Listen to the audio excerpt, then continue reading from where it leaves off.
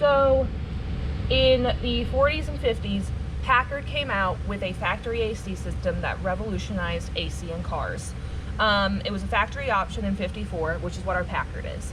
So when I ordered a wiring harness from Y&Z, I ordered it with the factory AC wiring because I thought that's what it was. Yesterday, when I was looking for switches, because I was trying to wire everything up, I realized it's not. So Packard came with a 3-button switch that sits above the steering column, and that is how you know it's factory AC. Ours is a 4-button control panel that lays under the radio. So I did a little research, and what it is, this is a Frigikar system. It was a aftermarket add-on in the 50s. So this was probably installed either at the dealership or by whoever owned the car first. So the issue I'm having is that I have the factory wiring that is already installed. And so I need to figure out how to make that wiring work with this system because they are different systems. So I just removed the back panel for this. Now, there's a thermostat that sits in this, we'll just call it a tube. But this is the rear defrost. But there's a thermostat that sits in here and regulates the air temperature. And then we have 2 blower motors. Now the Packard system also has 2 blower motors. The difference is that the Packard system has a 3-way switch. So there's a high, medium, and low, and it controls one blower motor, one controls the other. So we've opened up this panel because today I'm going to see if these are 2-speed blowers, which basically means they have the low, medium, high. So the first thing I'm gonna do is I'm gonna pull out these blower motors, and you can see someone's been in here and tried to make this work. They wire nutted 2 of these together. So this tells me that this at one point probably was a 3-speed, and they were just like, eh. So we're gonna ground it, I'm gonna pull it out, I'm gonna ground it, we're gonna do resistance checks, and we're gonna see if we can make this work. For the record, don't use these. Just solder your shit. I say that every video. But these are okay, but this is not. That's not cool. But we're gonna test our blower motors, and that will determine if we need a 3-prong switch or a 2-prong switch. And the difference is that a 2-prong switch is just gonna be simple, on, off. A 3-prong switch is gonna be the high, medium, low switch. So that's gonna start our wiring debacle. In here also, you can see AC condenser, bypass valve, and all this would have been at the front in a factory Packard. So as we continue on with this, we will update you. This is not going to be a Packard video, this is going to be a Frigikar video. So you guys are going to be learning along with me. So I took out one of the blower motors from the Frigikar system.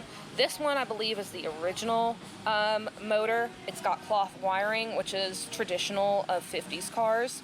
The other motor only has 2 wires going to it, which leads me to believe that someone replaced the other original blower motor with an aftermarket one. And that one is probably only a 1-speed because it has a ground wire and it has a power wire. This one has 3 power wires and is grounded through the casing. Now this is a 6-volt motor.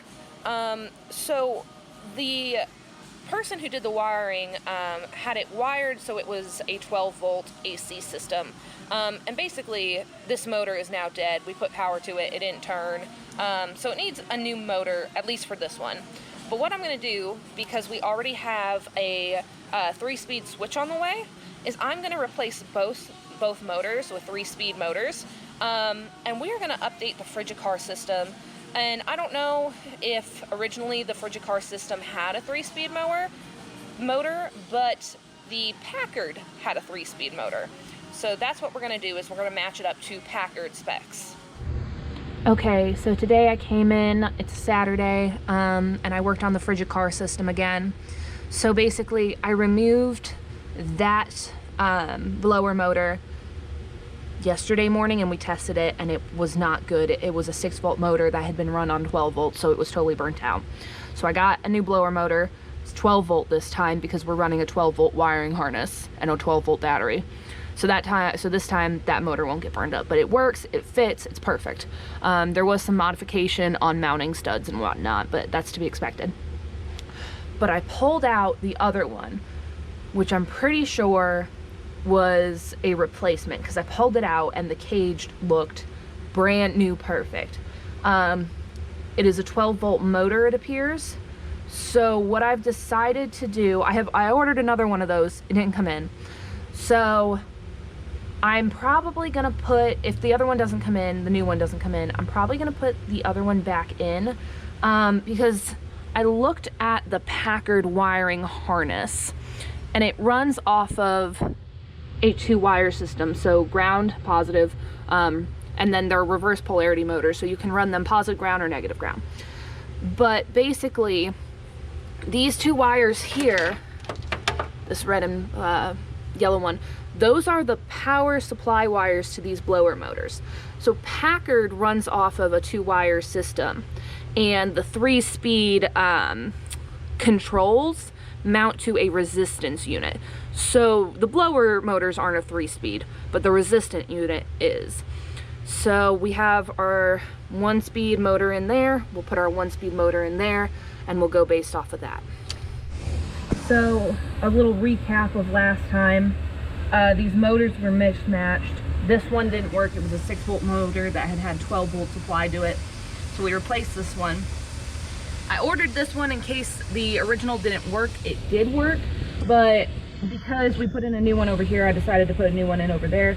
Additionally, the heater blower motor in the engine bay was also a 6-volt motor that didn't work. So I have a 3rd motor coming.